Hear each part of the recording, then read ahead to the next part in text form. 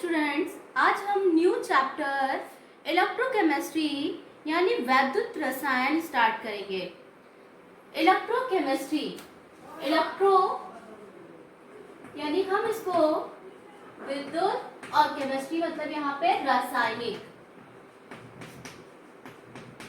यानी रसायन विज्ञान की वह शाखा जिसमें विद्युत ऊर्जा का रासायनिक ऊर्जा में व रासायनिक ऊर्जा का विद्युत ऊर्जा में एवं इनमें होने वाले परिवर्तनों का अध्ययन किया जाता है, उसे हम इलेक्ट्रोकेमिस्ट्री या फिर वैद्युत रसायन कहते हैं।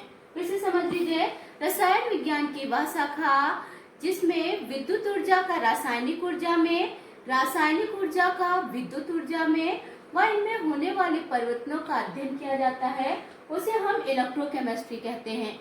जिस पात्र में ये घटनाएं होती हैं उसे हम सेल कहते हैं, यानी जिनमें वैद्युत ऊर्जा का रासायनिक ऊर्जा में व रासायनिक ऊर्जा का विद्युत ऊर्जा में परिवर्तन होता है, उस पात्र को हम सेल कहते हैं। सेल दो प्रकार की होती हैं, यानी सेल कितने प्रकार की होती है? दो प्रकार की होती हैं। पहली विद्युत अपघटनी सेल, फर्स्ट विद्युत अपघटनी सेल, इलेक्ट्रोलिटिक सेल, इसको इंग्लिश में इलेक्ट्रोलिटिक सेल कहते हैं। दूसरी विद्युत रासायनिक सेल, इलेक्ट्रोकेमिकल सेल।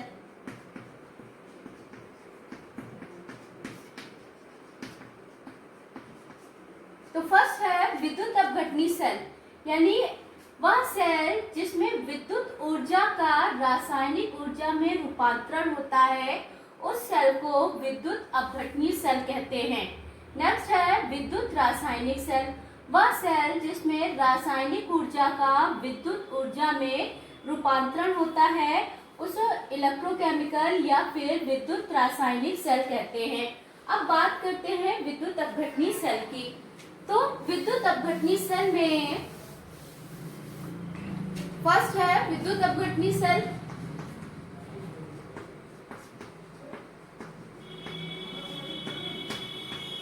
देखिए, विद्युत अपघटनी सेल जैसे मोबाइल है, तो मोबाइल को हम क्या करते हैं? चार्ज कर लेते हैं। चार्ज करने के बाद हम इसका यूज करते हैं, यानी विद्युत ऊर्जा का क्या हो जाता है? रासायनिक ऊर्जा में रूपांतरण हो जाता है। तो ये क्या हो गया? मोबाइल, यानी ये क्या हो गया? विद्युत अपघटनी सेल। और गैल्वेनी सेल क्या है? गैल्वेनी सेल एक विद्युत रासायनिक सेल का उदाहरण है, यानी इसमें रासायनिक ऊर्जा का विद्युत ऊर्जा में रूपांतरण हो जाता है। विद्युत अपघटनी सेल में एक पात्र होता है जो कांच जैसे कुचालक का बना होता है। इस पात्र में उचित मात्रा में विद्युत अपघट्य विलयन होता है, यानी ये क्या हो गया? विद्युत अपघट्य विलयन। जैसे NaCl, NaCl क्या? Na+ और Cl- में टूटेगा। विद्युत अपघटनी सेल में एक पात्र होता है जो कांच जैसे कुचालक का बना होता है।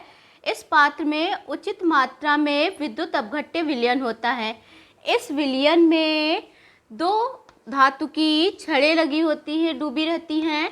इस विलयन में दो धातु की छड़ें डूबी रहती हैं, जिन्हें हम क्या कहते हैं? इलेक्ट्रोड कहते हैं। इन इलेक्ट्रोडों को तार की सहायता से बैटरी द्वारा जोड़ दिया जाता है। इन इलेक्ट्रोडों को तार की सहायता से बैटरी द्वारा जोड़ दिया जाता है। जो इलेक्ट्रोड बैटरी के धन सिरे से जोड़ा जाता है उसे एनोड कहते हैं, अर्थात एनोड धनावेशित होता है। और जो इलेक्ट्रोड बैटरी के ऋण सिरे से जोड़ा जाता है उसे हम कैथोड कहते हैं, यानी कैथोड ऋणावेशित होता है। विद्युत अपघट्य विलयन में क्या होते हैं? आयन होते हैं जो गति करने के लिए, या विद्युत अपघट्य विलयन में आयन होते हैं जो गति करने के लिए मुक्त रहते हैं। जब इनमें क्या है? इस विद्युत अपघट्य विलयन में विद्युत धारा प्रवाहित की जाती है, तो इन आयनों का, यानी धन आयन व ऋणायन क्या है? विपरीत इलेक्ट्रोडों की तरफ गति करने लगते हैं, यानी धनायन कैथोड की तरफ गति करने लगता है और ऋणायन क्या है, एनोड की तरफ गति करने लगता है। धनायन कैथोड की तरफ गति करता है और ऋणायन क्या है, एनोड की तरफ गति करने लगता है। जो ऋणायन होता है वो एनोड पर अपना इलेक्ट्रॉन त्याग देता है। धनायन कैथोड पर पहुंचकर इस इलेक्ट्रॉन को क्या कर लेता है, ग्रहण कर लेता है। यहाँ पर क्या है, जो धनायन व ऋणायन मिलकर एक अणु में परिवर्तित हो जाते हैं। ऐसा इसलिए होता है क्योंकि बैटरी द्वारा इसमें क्या है, विद्युत धारा प्रवाहित की जाती है, यानी विद्युत ऊर्जा का रासायनिक ऊर्जा में परिवर्तन हो जाता है। इसलिए इस सेल को हम विद्युत अपघटनी सेल कहते हैं। यानी फिर से एक बार आप समझ लीजिए समरी इसकी कि विद्युत अपघटनी सेल में क्या होता है, एक कांच का पात्र होता है। इस कांच के पात्र में उचित मात्रा में विद्युत अपघट्य विलयन होता है। इस विलयन में दो धातु की छड़ें डूबी रहती हैं जिन्हें हम इलेक्ट्रोड कहते हैं। जो इलेक्ट्रोड बैटरी के धन सिरे से जुड़ा होता है उसे एनोड कहते हैं और जो इलेक्ट्रोड बैटरी के ऋण सिरे से जुड़ा होता है उसे कैथोड कहते हैं। यानी एनोड धनावेशित होता है और कैथोड ऋणावेशित होता है। और इस विद्युत अपघट्य विलयन में आयन होते हैं जो गति करने के लिए मुक्त होते हैं।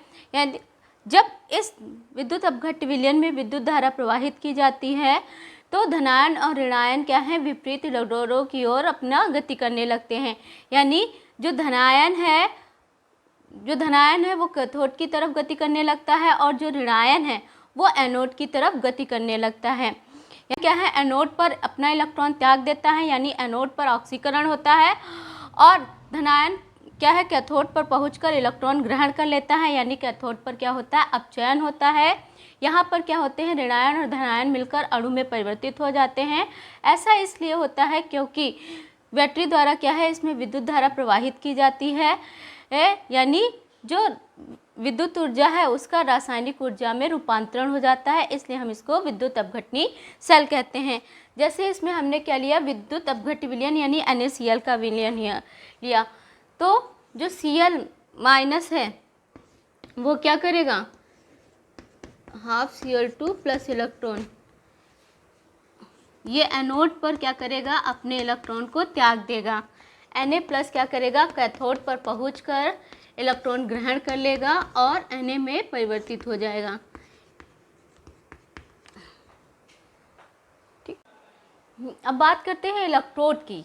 अभी हमने क्या पढ़ा, दो इलेक्ट्रोड होते हैं। तो इलेक्ट्रोड क्या है, जब किसी विद्युत अपघटनी सुचालक के संपर्क में रखा धात्विक सुचालक, किसी विद्युत अपघटनी सुचालक के संपर्क में रखा धात्विक सुचालक इलेक्ट्रोड कहलाता है। ये दो होते हैं, एनोड और कैथोड, यानी जिस पर ऑक्सीकरण होता है उसको हम एनोड कहते हैं और जिस पर अपचयन होता है उसे हम कैथोड कहते हैं। अब बात करते हैं इलेक्ट्रोड विभव की। तो जब कोई इलेक्ट्रॉनिक सुचालक विद्युत अपघटनी सुचालक के संपर्क में रखा जाता है, जब कोई इलेक्ट्रॉनिक सुचालक विद्युत अपघटनी सुचालक के संपर्क में रखा जाता है तो दोनों की संपर्क में आने वाली सतहों के बीच, तो दोनों की संपर्क में आने वाली सतहों के बीच में एक विभवांतर उत्पन्न हो जाता है या एक विभव उत्पन्न हो जाता है, जिसे हम क्या कहते हैं, इलेक्ट्रोड विभव कहते हैं। अब बात करते हैं विद्युत वाहक बल की। अब विद्युत वाहक बल क्या होता है, इनके इलेक्ट्रोड विभव के यानी विभवों के बीजगणितीय योग के बराबर होता है। यानी electromotive force of cell equal to क्या हो जाएगा, E anode plus E cathode, यानी इनके विभवों के बीजगणितीय योग को हम क्या कहते हैं, विद्युत वाहक बल कहते हैं। अब बात करते हैं फैराडे के विद्युत अपघटन नियम की। तो फैराडे ने विद्युत अपघटन के दो नियम दिए हुए हैं, फर्स्ट लॉ और सेकंड लॉ, यानी प्रथम नियम और द्वितीय नियम। तो पहले हम पढ़ते हैं प्रथम नियम।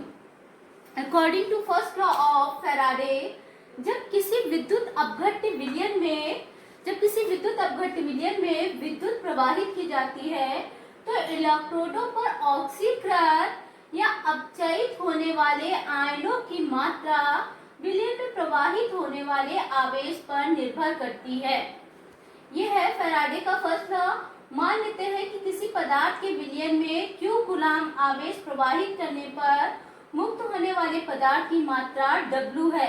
तो W यानी आवेश की मात्रा किसके समानुपाती हो जाएगी, यानी पदार्थ की मात्रा समानुपाती हो जाएगी Q कूलाम आवेश के। क्योंकि जो आवेश होता है वो धारा, और चूंकि आवेश बराबर क्या हो जाएगा, चूंकि Q इक्वल टू क्या होता है, I यानी धारा सामर्थ्य और समय के बराबर होता है। तो हम Q की जगह यहाँ पे क्या रख सकते हैं, W समानुपाती क्या हो जाएगा, I इंटू T के।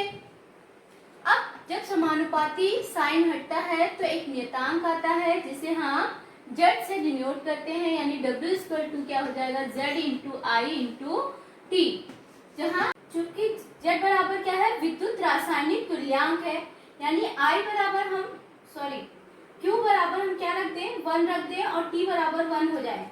तो जब Q बराबर क्या 1 हो जाएगा, इसका मतलब I इंटू टी क्या हो गया, I बराबर 1 और T बराबर क्या हो जाए, यानी धारा क्या हो गई 1 एम्पियर और T क्या हो गया 1 सेकेंड। तो ये W बराबर क्या हो जाएगा, Z हो जाएगा। अर्थात किसी आयन का विद्युत रासायनिक तुल्यांक वह मात्रा है जो एक कूलाम आवेश के प्रवाह से अपचयित या ऑक्सीकृत होती है। चूंकि एक मोल इलेक्ट्रॉनों पर स्थित कुल विद्युत आवेश फैराडे नियतांक कहलाता है, अतः जो फैराडे नियतांक होता है वो आवागद्रो नंबर और इलेक्ट्रॉनों के बराबर होता है। यानी आवागद्रो नंबर कितना होता है 6.022 into 10 to the power 23 into इलेक्ट्रॉनों का मान कितना होता है 1.602 इंटू 10 टू द पावर -19। जब इसको सॉल्व कर लेंगे तो फैराडे का मान आएगा लगभग 96,500 कूलाम। क्योंकि Z बराबर क्या होता है, ग्राम तुल्यांक अपॉन फैराडे नियतांक। हम इसको लिख सकते हैं ग्राम तुल्यांक अपॉन फैराडे नियतांक। जो समीकरण भी आई थी W बराबर Z into I into T से, तो W बराबर क्या हो जाएगा, हम क्या लिख सकते हैं, Z बराबर E upon 96,500 into I into T, या फिर हम लिख सकते हैं W upon E equal to I into T upon 96,500। I into T क्या है, आवेश यानी Q है, और 96,500 क्या है, फैराडे नियतांक है यानी F है। तो W upon E equal to क्या हो जाएगा, Q अपॉन F। यही क्या है, फैराडे का प्रथम नियम है।